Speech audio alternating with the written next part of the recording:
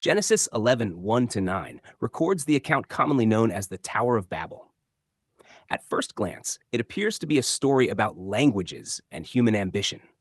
Yet beneath the narrative lies a profound revelation about humanity's tendency to establish its own greatness apart from God's provision. The chapter begins with humanity united by one language and one purpose. Rather than spreading throughout the earth as God had instructed, the people gathered together in one location and sought to build a city and a tower reaching into the heavens. Their stated goal was to make a name for themselves and prevent their dispersion across the earth. The issue was not brickmaking or city building. Scripture later records many cities and structures without condemnation. The problem was the motivation behind the project. Humanity sought significance through its own efforts.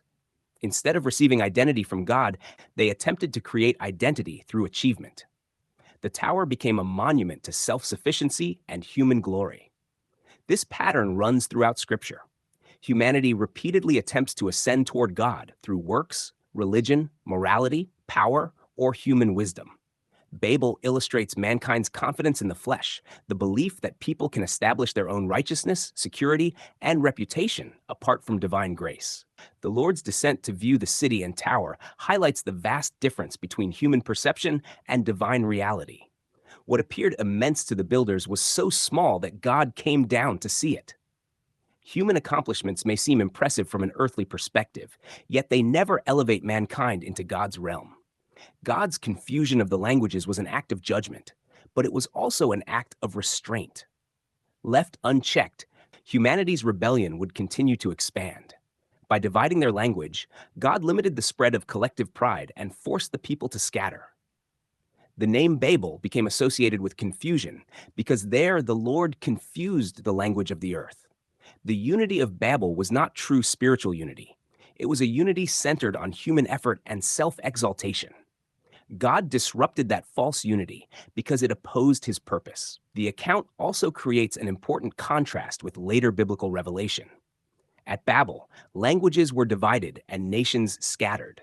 In the fulfillment of God's redemptive plan, barriers between peoples were removed as individuals from every nation were brought into one spiritual family. The gathering of God's people was not accomplished through human construction projects, but through the completed work of Christ.